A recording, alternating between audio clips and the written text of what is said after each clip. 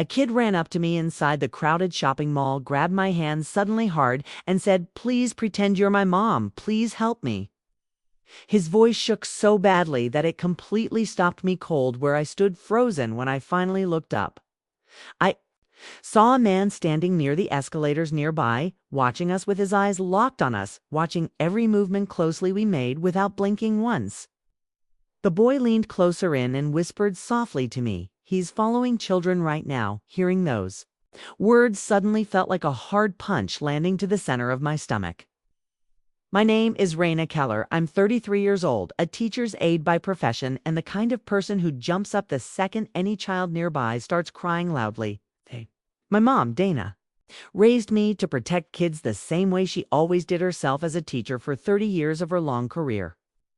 My brother Seth is a firefighter, and he never lets me forget how fast any situation can turn very dangerous. I had no idea then that when that child grabbed my hand, one single choice I made in that moment would end up saving 12 kids. Before that day ended, I was at the mall that afternoon just to buy a birthday present for my niece, Rowan, whom I adore. I was in a good mood, thinking about the smile she would have opening her gift later that evening. Happily, the mall was busy with families, teenagers, and weekend shoppers. Everywhere, people laughed and hurried. Nothing felt unusual or alarming, at least not at first. I walked past the toy store slowly and pulled out my phone to text my mom about dinner plans. Later, everything felt normal, calm, and very familiar in that moment. As I moved toward the next store, I suddenly felt a small hand latch onto mine with surprising force tight. I looked down, expecting to see a child who had wandered away from their parent. Instead, I saw a boy with wide, frightened eyes staring up at me, silently pleading. His face was pale, and his breathing sounded tight, strained. He gripped my hand with so much strength, it surprised me deeply. In that instant, before I could even ask his name, he whispered softly, "Pretend you're my mom, please." His voice cracked like he was holding back heavy tears. I knelt slightly and asked, "Are you hurt? Where are your parents right now nearby?" He stepped closer and whispered again, this time much faster and shakier than before sounding, "He's following children. Please don't let him take me away." My heart jumped painfully hard. I turned my head slowly and carefully scanned the area. That was when I saw him standing there watching us. A tall man in his 40s stood about 20 feet away, pretending to scroll calmly on his phone without concern, but his eyes never left the boy beside me, shaking. His stare was cold and fixed, like he was waiting for an opening or mistake. The boy trembled beside me, and I felt a wave of fierce protective instinct rush through me without any hesitation. I tightened my grip on his hand and said quietly, "You're safe with me now. I'm not letting go ever. You're watching this, hit subscribe and comment where you're watching from, so I can welcome you to the channel." The moment I told Kai he was safe with me, I felt the weight of responsibility settle on my shoulders I had never felt before. His small hand trembled against mine, and I could sense that whatever he had been running from was real and immediate. I kept my body slightly in front of his, trying to shield him from the view of the man across the mall walkway. The man's stare never moved, not even for a second. His posture stayed relaxed, but his eyes followed every shift in our movements. Something about the way he stood there made my skin prickle. It was the kind of stillness predators have when they wait for the perfect moment to act.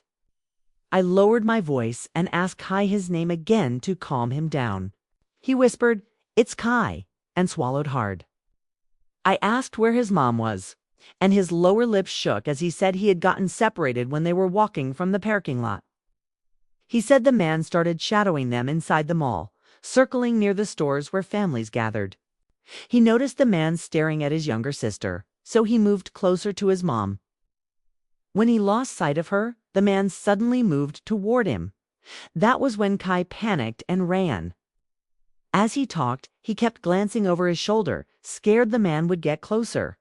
I wanted to tell him everything would be fine, but I didn't know that for sure. I scanned them all again, trying to memorize every detail. Families were browsing through stores. Teenagers were taking selfies, and parents pushed strollers along the walkway. Everything looked normal on the surface. But the man's presence brought a sharp sense of danger that cut through the everyday noise. He pretended to look at a kiosk selling phone cases, angling himself just enough to keep us in view. I shifted, so my back was to him, pretending to talk casually to Kai. But I kept watching him through the reflections on the store window beside us. The man moved the moment we did, making gradual steps in our direction. My heart pounded harder as I realized this was not a random misunderstanding. I needed to think fast. I tightened my grip on Kai's hand and said, "Stay with me. We're going to look for your mom together." My voice sounded steady, but inside I was terrified. I reached into my purse and pretended to check my messages. But instead, I pulled up my camera and pointed it discreetly toward the man. I hit record just in case something happened. When I lifted my head again, he was closer, only about 10 steps away now.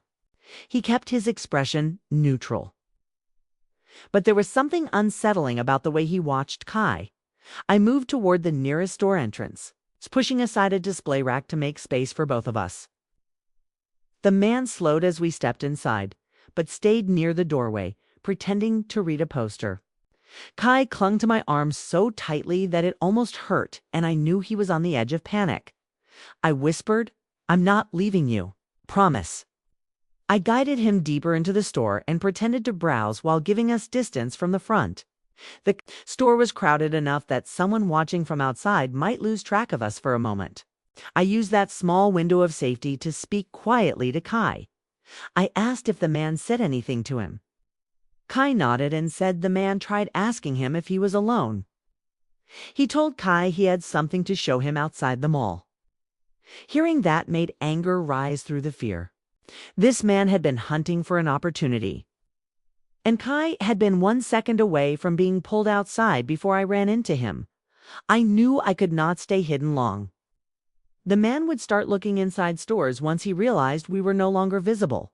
I peeked toward the front just in time to see him walk past the entrance, scanning inside with slow, deliberate movements. He was circling, searching, calculating. My next steps had to be fast and smart. I pulled Kai behind a rack of jackets, knelt down to his level, and looked him in the eyes. "We're finding help right now," I told him.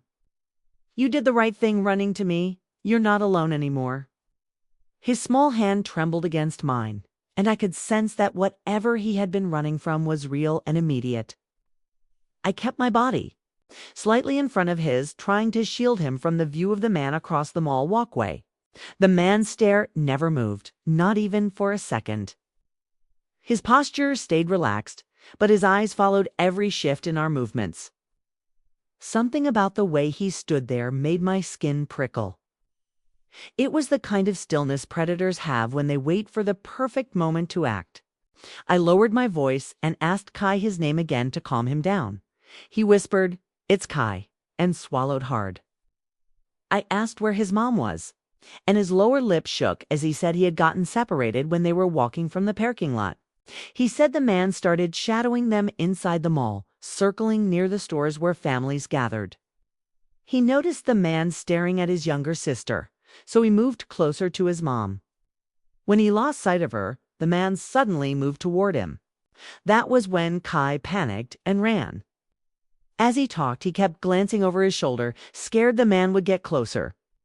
I wanted to tell him everything would be fine, but I didn't know that for sure. I scanned them all again, trying to memorize every detail. Families were browsing through stores. Teenagers were taking selfies, and parents pushed strollers along the walkway. Everything looked normal on the surface, but the man's presence brought a sharp sense of danger that cut through the everyday noise. He pretended to look at a kiosk selling phone cases, angling himself just enough to keep us in view. I shifted so my back was to him, pretending to talk casually to Kai. But I kept watching him through the reflections on the store window beside us. The man moved the moment we did, making gradual steps in our direction. My heart pounded harder as I realized this was not a random misunderstanding. I needed to think fast. I tightened my grip on Kai's hand and said, "Stay with me. We're going to look for your mom together." My voice sounded steady, but inside I was terrified. I reached into my purse and pretended to check my messages. But instead, I pulled up my camera and pointed it discreetly toward the man.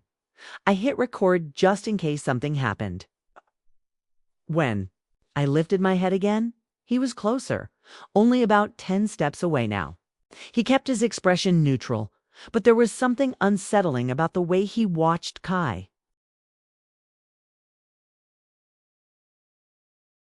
I moved toward the nearest store entrance, pushing aside a display rack to make space for both of us. The man slowed as we stepped inside, but stayed near the doorway, pretending to read a poster.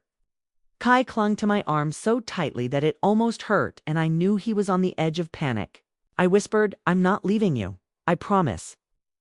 I guided him deeper into the store and pretended to browse while giving us distance from the front. The store was crowded enough that someone watching from outside might lose track of us for a moment.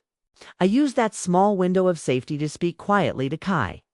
I asked if the man said anything to him. Kai nodded and said the man tried asking him if he was alone.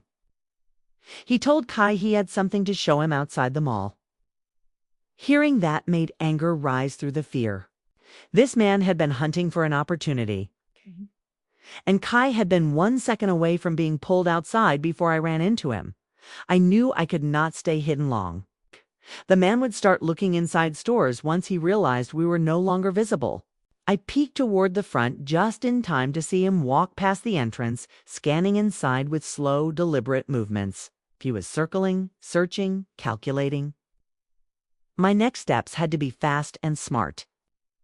I pulled Kai behind a rack of jackets, knelt down to his level, and looked him in the eyes. "We're finding help right now," I told him.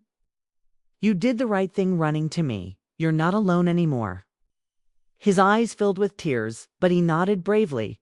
Despite the fear, the weight of the moment pressed down heavily on me. I was no longer dealing with a scared child at the mall alone anymore. I was dealing with a man who had clearly been studying kids and patiently waiting for the perfect opportunity to strike, and he was not done yet. Not by a long way, judging by his stare. I stood, held Kai close, and stepped back out into the mall walkway, slowly ready to face whatever came next without backing down now. When I stepped back into the mall walkway with Kai gripping my arm tightly, I knew hiding was no longer enough for either of us now anymore. The man was still somewhere close nearby watching, and every second we waited gave him another chance to close the distance between us. Inch by inch, my heart raced wildly as I scanned the crowds looking for the safest direction. To move us through quickly, I tried to keep my voice calm, steady when I told Kai we're going to find help. Stay right beside me always. He nodded quickly again and pressed himself against me, his small steps working hard to match mine. Exactly, I guided him toward the center of the mall where the foot traffic was heavier and louder there. The more people around us, the less chance the man had to approach unnoticed without being clearly seen. As we walked forward, I pulled out my phone and opened the mall's website, scrolling fast with shaking hands until I found the customer service number. My hands were shaking as I pressed call nervously. When someone answered quickly, I lowered my voice and said, "I have a child with me here who is being followed. We need security right now." The operator's tone shifted immediately into something serious, and she asked for our exact location details. I glanced at the restaurants and benches nearby and told her we were in the main atrium. She said, "Officers were on their way immediately," and told me not to leave the crowded area. I turned slowly again, trying to see if the man was in sight. For a moment, I didn't see him anywhere. I thought maybe he had given up finally, but then my stomach sank with sudden dread. On the second level, near the railing above, he stood watching us. He leaned over the edge as if trying to hear something below us, studying the path we were taking with cold, focused, calculating expression. I felt Kai's grip tighten as he followed my gaze upward nervously. The man started walking toward the escalator with steady confidence, without hesitation, clearly intent on coming back down to our level. I needed to act before he got close again to us now. I turned to Kai and said, "We are moving toward the family lounge. Security is meeting us there." It was the direction the operator had recommended, and I trusted her judgment completely. Right Now Kai stayed glued to my side as we moved through the crowd together. Every so often he whispered, "Is he still coming after us quietly?" I told him not to look back at all, that I would handle it for him, but I checked constantly, watching for any sign of him closing in. I saw him reach the bottom of the escalator and look around with slow, careful, practiced movements. He was trying to track us by behavior, not clothing or appearance, which meant he was experienced and dangerous. My fear sharpened into pure determination. Instantly, we quickened our steps, passing a group of teenagers near the smoothie stand, and that was when Kai pointed toward the arcade entrance across the hall. He talked to a girl over there earlier, he said, quietly trembling. I looked and saw several kids running in and out of the bright, noisy arcade freely, with no adults close by. The realization hit me fast and painfully hard. Kai was not the only child he had been watching this whole time. This man had been circling the mall, patiently scouting for opportunities. Silently, that knowledge pushed me into a higher level of urgency. Immediately, I pulled Kai close and said, "Don't stop for anything, we're almost there." We turned toward the hallway that led to the family lounge ahead, the place with restrooms and a small play area, one of the safest sections in the mall because it had cameras and security access points. I checked behind us and saw the man weaving through the shoppers, moving faster now, clearly, but trying not to look suspicious to others. A woman with a stroller crossed in front of him, forcing him to slow down briefly, and I took that chance to create more distance between us quickly. When I saw the family lounge sign ahead, relief washed over me, followed by another spike of fear when I realized we had to walk through a narrower hallway to reach it safely. Narrow spaces meant fewer people around to notice. Narrow spaces meant more risk for both of us. I gripped my phone and speed dialed my brother Seth immediately when he answered. I told him quickly, "A man is following. A child's security is on the way, but I need you to stay on the phone, please." His voice became firm instantly as he told me to stay. Visible, walk with confidence always, and not let the man cut us off with his voice grounding me. I moved faster. We turned into the hallway, and almost immediately 2 mall security officers appeared at the end of it, heading straight toward us quickly now. The sight of them brought an overwhelming sense of safety and hope. Kai let out a shaky breath, and I felt some of the tension in his shoulders ease just a little. But even with them ahead of us now, I checked behind one more time carefully. The man had just stepped into the hallway entrance, his expression tightening. When he saw security approaching, he slowed, but stayed there watching us with a look that told me he still believed he had a chance. That look cemented everything for me completely. Then, there was no turning back. There was no pretending this was a misunderstanding. I was now the barrier between a dangerous man and a frightened child, and I was ready to see this through. As soon as I saw the 2 mall security officers heading toward us, steadily now, a wave of relief washed through me.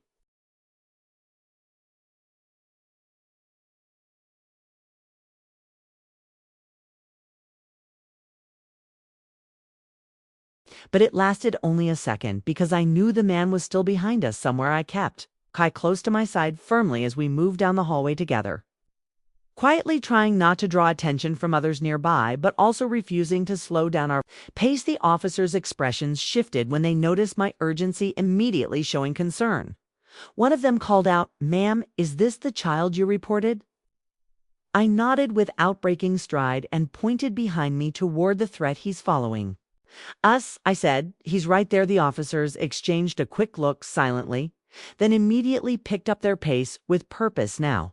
Kai clung to me so tightly, his nails pressed into my skin, but I didn't mind the pain at all. I pulled him in front of me gently and said, "Stay with the officers. Don't look back at him, please." The man hesitated at the entrance of the hallway, like he was calculating his next move. He paused for only a moment, but it felt like an entire minute, stretching endlessly, long as I watched him decide whether to continue forward or disappear into the crowd. Nearby, instead, his body stiffened suddenly. Then he stepped forward again with a quiet confidence that terrified me.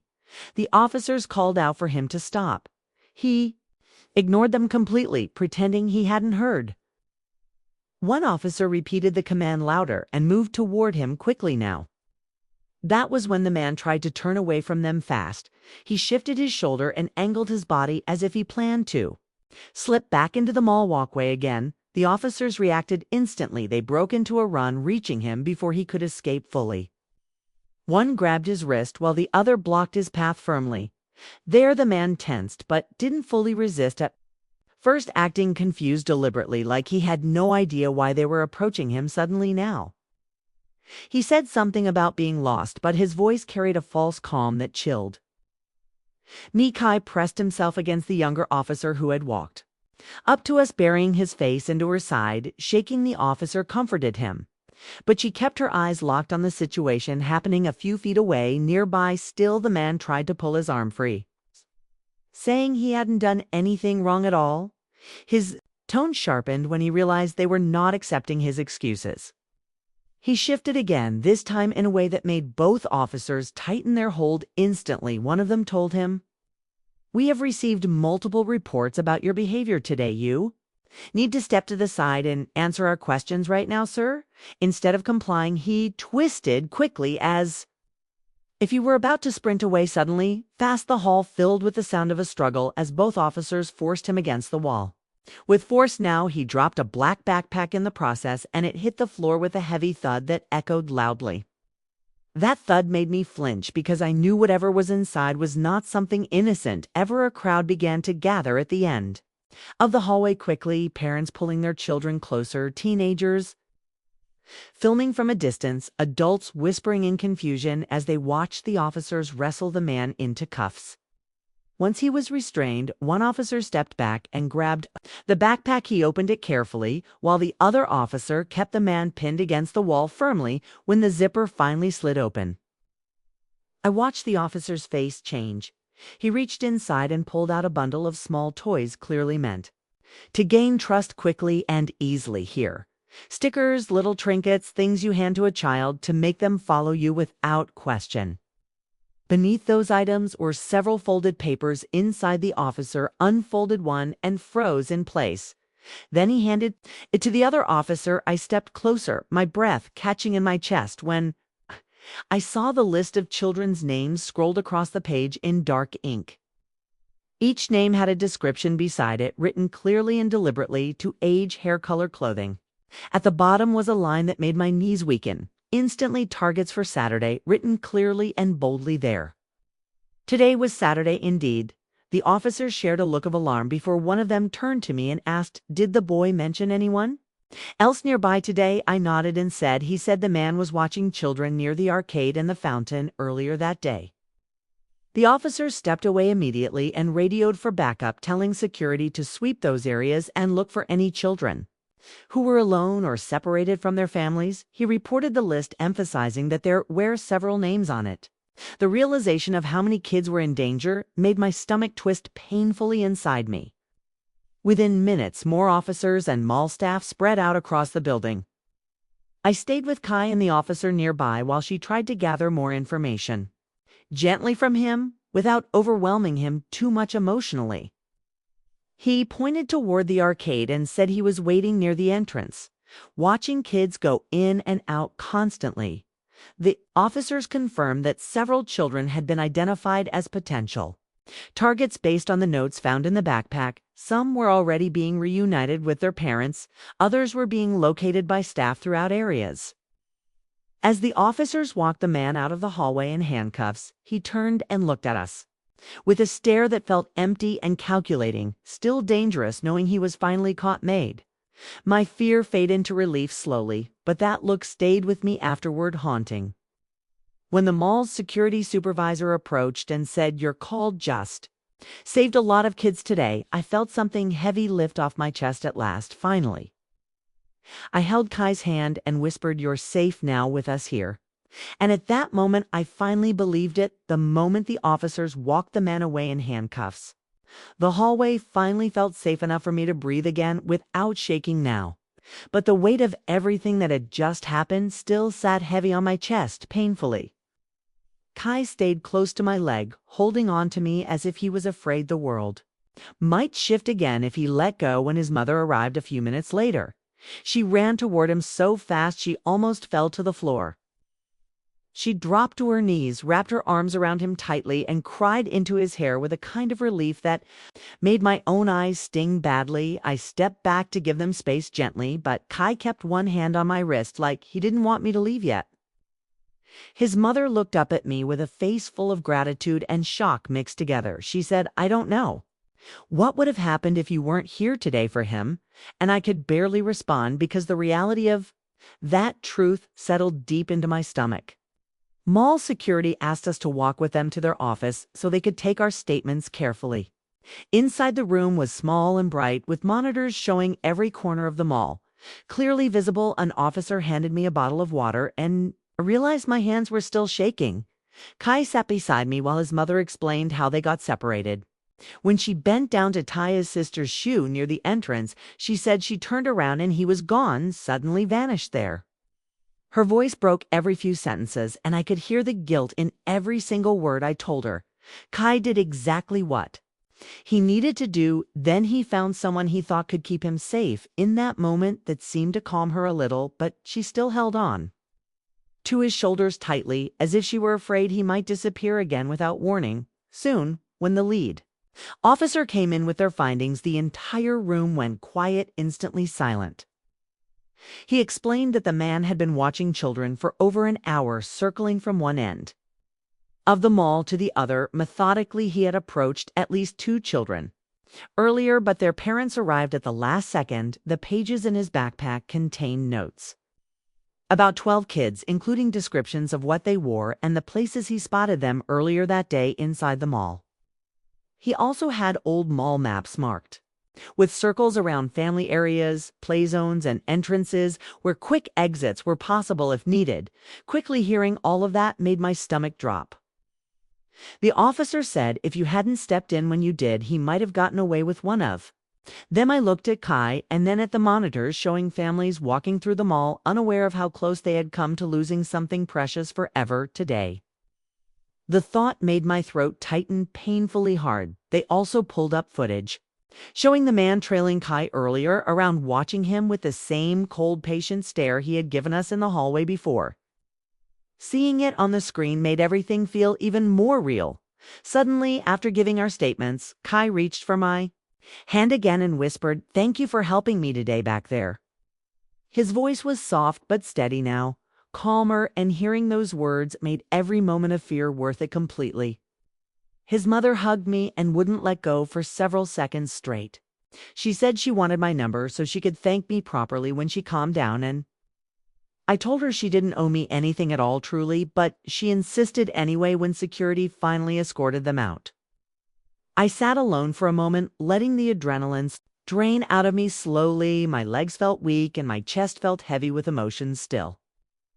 But underneath all of that was a deep sense of clarity now.